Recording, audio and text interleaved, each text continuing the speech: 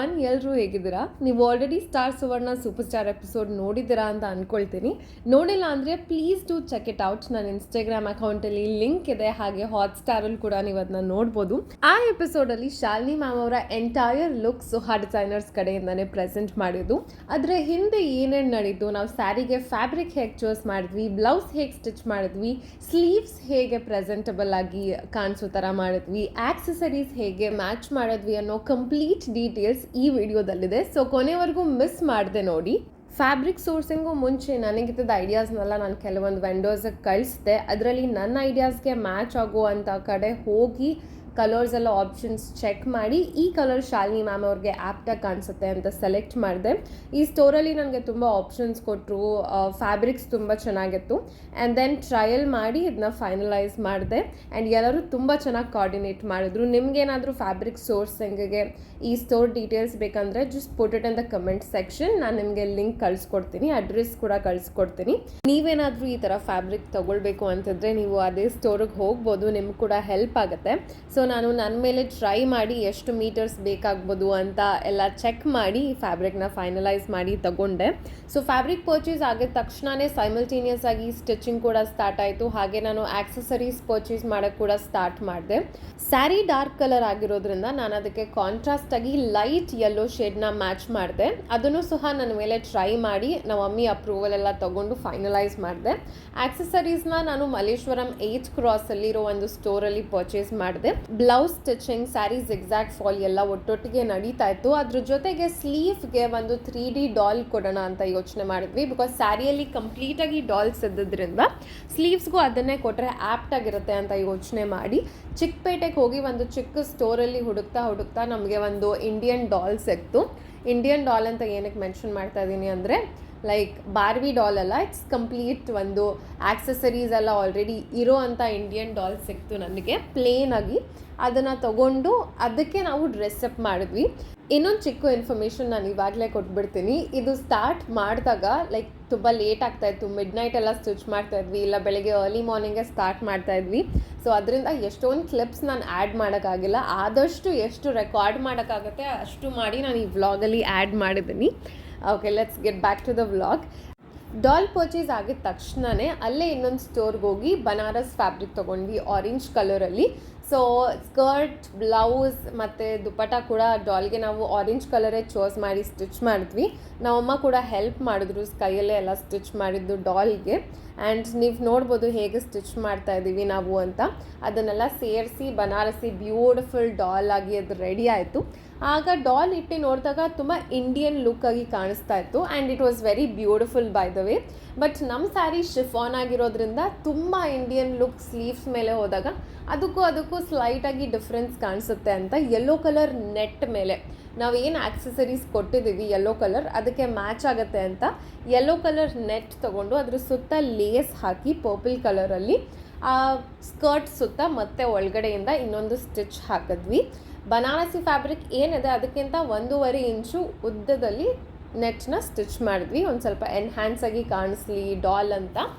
ಅದನ್ನು next mannequin ಮೇಲಿಟ್ಟು ಅವ್ರ sleeve ಮೆಷರ್ಮೆಂಟಿಗೆ ಯಾವ ಥರ ಬರುತ್ತೆ ಇನ್ನೊಂದಷ್ಟು ಯೆಲ್ಲೋ ಕಲರ್ ಫ್ಯಾಬ್ರಿಕ್ ನೆಟ್ ಫ್ಯಾಬ್ರಿಕ್ನ ಕೊಟ್ಟು ಅದನ್ನ ಟೈ ಮಾಡೋದು ಕೂಡ ಹಾಗೆ ಬಿಟ್ಟಿದ್ವಿ.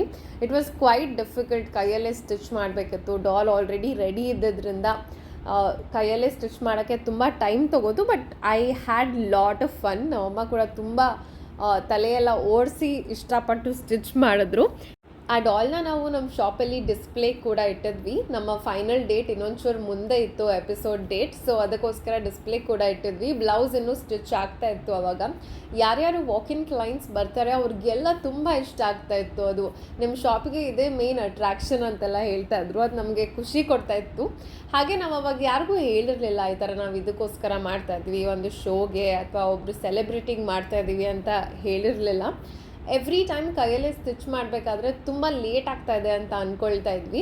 ಪರವಾಗಿಲ್ಲ, ಟೈಮ್ ತೊಗೊಳ್ಳಿ, ನಿಧಾನಕ್ಕೆ ಮಾಡೋಣ, ಮಷಿನಲ್ಲಿ ಸ್ಟಿಚ್ ಹಾಕೋದು ಬೇಡ, ಸ್ಟಿಚಸ್ ಎಲ್ಲ ಕಾಣಿಸುತ್ತೆ ಅಂತ ಅಂದ್ಕೊಂಡು ಕೈಯಲ್ಲೇ ಸ್ಟಿಚ್ ಮಾಡಿದ್ವಿ ನಾವು. ಕೆಲವೊಂದು ಕೆಲಸ ನಿಧಾನ ಆದಷ್ಟು ತುಂಬ ಚೆನ್ನಾಗಿ ಕಾಣಿಸುತ್ತೆ ಅನ್ನೋದಕ್ಕೆ ಇದೇ ಒಂದು ಉದಾಹರಣೆ. ಬಿಕಾಸ್ ಈಸಿಯಾಗೂ ಮಾಡ್ಬೋದಿತ್ತು ಇದನ್ನ, ಸ್ಮಾರ್ಟ್ ವರ್ಕ್ ಅಂತೆಲ್ಲ ಹೇಳ್ತಾರಲ್ಲ ಅದೆಲ್ಲ ಮಾಡಿ, ಬಟ್ ನೀಟಾಗಿ ಬರಬೇಕು ಅಂತ ಕೈಯಲ್ಲೇ ಸ್ಟಿಚ್ ಮಾಡಿದ್ದು ಲೇಟ್ ಆದರೆ ಆಗಲಿ ಅಂತ.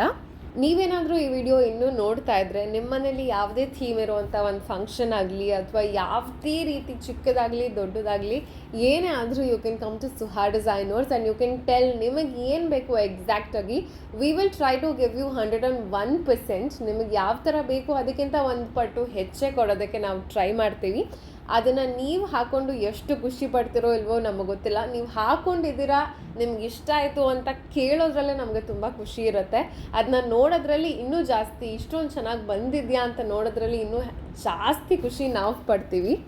So next time when you think of any outfit or any function, don't forget about Suha Designers. We are always there for you. And not just designers wears, now simple blouse, simple kurtas, simple gowns ಎಲ್ಲಾನು stitch ಮಾಡ್ತೀವಿ. Designer boutique ಅಂದ ತಕ್ಷಣ price ತುಂಬ ಜಾಸ್ತಿ ಇರುತ್ತೆ, ಇಲ್ಲ designers wear ಮಾತ್ರ stitch ಮಾಡ್ತಾರೆ, ಬ್ರೈಡಲ್ ವೇರ್ ಮಾತ್ರ ಸ್ಟಿಚ್ ಮಾಡ್ತಾರೆ ಅಂತ ಅಲ್ಲ. ಸಿಂಪಲಿಂದ ಗ್ರ್ಯಾಂಡ್ವರೆಗೂ ನಾವು ಸ್ಟಿಚ್ ಮಾಡಿಕೊಡ್ತೀವಿ, ನಿಮಗೆ ಯಾವ ರೀತಿ ಬೇಕೋ ಹಾಗೆ. ಆ್ಯಂಡ್ ಈ ವ್ಲಾಗಿಗೆ ಬರೋದಾದರೆ ಡಾಲ್ ರೆಡಿ ಆಯಿತು. ಅದನ್ನ ಎಲ್ಲಿ ಪ್ಲೇಸ್ ಮಾಡಬೇಕು ಅಂತಲೂ ನಾನು ಇಟ್ಕೊಂಡು ಟ್ರಯಲೆಲ್ಲ ನೋಡಿದೆ. ನನಗಂತೂ ತುಂಬ ಖುಷಿ ಆಯಿತು ಅದನ್ನ ನೋಡೋದಕ್ಕೆ. ಅದು ರೆಡಿ ಎಲ್ಲ ಆದಮೇಲೆ ಕಂಪ್ಲೀಟಾಗಿ ಅದನ್ನ ಎಲ್ಲಿ ಪ್ಲೇಸ್ ಮಾಡಬೇಕು, ಸ್ಲೀವ್ ಮೇಲೆ ಶೋಲ್ಡರಿಂದ ಸ್ಟಾರ್ಟ್ ಆಗಬೇಕಾ ಇಲ್ಲ ಅದ್ರ ಕೆಳಗಡೆಯಿಂದ ಆರ್ಮ್ಸಿಂದ ಸ್ಟಾರ್ಟ್ ಆಗಬೇಕಾ ಅಂತೆಲ್ಲ ಚೆಕ್ ಮಾಡಿ ಮ್ಯಾನಿಕ್ವಿನ್ ಟ್ರಯಲ್ಸ್ ನಾವು ಮಾಡಿದ್ವಿ ತುಂಬ ಸಲ. ಎಲ್ಲ ಕಟ್ಟಿ ಮ್ಯಾನಿಕ್ವೀನ್ಸ್ಗೆ ಅವ್ರ ಸ್ಲೀವ್ ಮೆಷರ್ಮೆಂಟ್, ಲೆಂತ್, ವಿಡ್ತ್ ಎಲ್ಲ ನೋಡಿಕೊಂಡು ಟ್ರಯಲ್ ಮಾಡಿ ಆ್ಯಂಡ್ ಫೈನಲಿ ಅದು ಹೀಗೆ ಬರಬೇಕು ಅಂತ ರೆಡಿ ಮಾಡಿದ್ವಿ. ಮ್ಯಾನಿಕ್ವಿನ್ ಮೇಲೂ ನೀವು ನೋಡ್ಬೋದು ಅದು ಹೇಗೆ ಕಾಣಿಸ್ತಾ ಇದೆ ಅಂತ. ವಿತ್ ಆಕ್ಸೆಸರೀಸ್ನು ಎಲ್ಲ ಸೇರಿ ನಾವು ಟ್ರಯಲ್ ಮಾಡಿದ್ವಿ. Here comes the next part. ನಾವು ನಾಳೆ ಎಪಿಸೋಡಿಗೆ ಹೋಗಬೇಕು. ಎಲ್ಲ ನಾನು ಪ್ಯಾಕ್ ಮಾಡಿ ಅರೇಂಜ್ ಮಾಡಿ ಇಡ್ತಾ ಇದ್ದೆ. ಆಗ ಇಯರಿಂಗ್ಸ್ ಸ್ಟಡ್ ಕೊಟ್ಟಿದ್ದೆ, ನಾನು ಯೆಲ್ಲೋ ಕಲರ್ ಸ್ಟಡ್ ಕೊಟ್ಟಿದ್ದೆ. ಅವ್ರು ಎಲ್ಲ ಎಪಿಸೋಡ್ಸಲ್ಲೂ ಸ್ವಲ್ಪ ಉದ್ದಕ್ಕಿರೋ ಇಯರಿಂಗ್ ಹಾಕ್ಕೊಂಡಿರ್ತಾರೆ, ಅಂದರೆ ತುಂಬ ಉದ್ದ ಅಲ್ಲ, ಒಂದು ಸ್ವಲ್ಪ ಉದ್ದ ಇರೋ ಇಯರಿಂಗ್ ಹಾಕ್ಕೊಂಡಿರ್ತಾರೆ. ನಾನು ಹಾಗೆ ಇಯರಿಂಗ್ಸ್ ಎಲ್ಲ ಪರ್ಚೇಸ್ ಮಾಡಬೇಕಾದ್ರೆ ನನಗೆ ಒಂದು ಡಾಲ್ ಇಯರಿಂಗ್ನ ನೋಡಿದೆ ನಾನು. ಬಟ್ ಅದು ಬ್ಲ್ಯಾಕ್ ಕಲರಲ್ಲಿತ್ತು, ಬೇರೆ ಕಲರ್ಸ್ ಆಪ್ಷನ್ ಇರಲಿಲ್ಲ. ಸ್ಟಿಲ್ ನಾನು ಅದು ತೊಗೊಂಡಿದ್ದೆ ಆಪ್ಷನ್ಗೆ ಇಟ್ಕೊಳ್ಳೋಣ ಅಂತ. ಅವತ್ತು ನೈಟ್ ಒಂದು 12:30 ಅನಿಸುತ್ತೆ. ಓಕೆ ಫೈನ್, ಇವಾಗ ಇದು ಬ್ಲ್ಯಾಕ್ ಕಲರ್ ಇದೆಯಲ್ಲ ಅದನ್ನ ಕಂಪ್ಲೀಟಾಗಿ ಯೆಲ್ಲೋ ಮಾಡಿಬಿಡೋಣ ಅಂತ ಆ್ಯಕ್ರಿಲಿಕ್ ಪೇಂಟ್ ತೊಗೊಂಡು ಬ್ಲ್ಯಾಕ್ ಕಲರ್ ಡಾಲ್ಗೆ ಯೆಲ್ಲೋ ಕಲರ್ ಪೇಂಟ್ ಮಾಡ್ತಾ ಬಂದೆ. ಸೊ ಫಸ್ಟ್ ಔಟರ್ ಲೈನೆಲ್ಲ ಪೇಂಟ್ ಮಾಡಿ 1-2 ಅವರ್ ಇಟ್ಟು ವೇಟ್ ಮಾಡಿ ಅದಾದ್ಮೇಲೆ ಒಳಗಡೆ ಕೂಡ ಪೇಂಟ್ ಮಾಡಿದೆ. ಸೊ ಇದು ನನಗೆ ಹಿಂದಿನ ನೈಟ್ ಆಗಿದ್ದು confusion.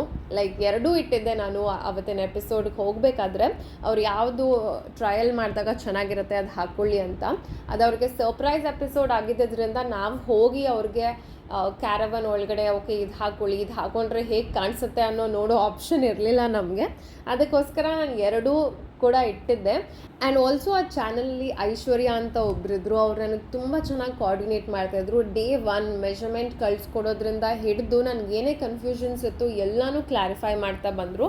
Even on that particular day ಅವ್ರು ಹಾಕ್ಕೊಂಡ್ರೆ ಹೇಗಿದೆ, ಯಾವ ಚಾಯ್ಸ್ ಮಾಡಿದ್ದಾರೆ, ಏನು ಆಗ್ತಾಯಿದೆ ಕ್ಯಾರವನ್ ಒಳಗಡೆ ಎಲ್ಲ ಅಪ್ಡೇಟ್ ಕೊಡ್ತಾಯಿದ್ರು. So I am so thankful to her because she is the best.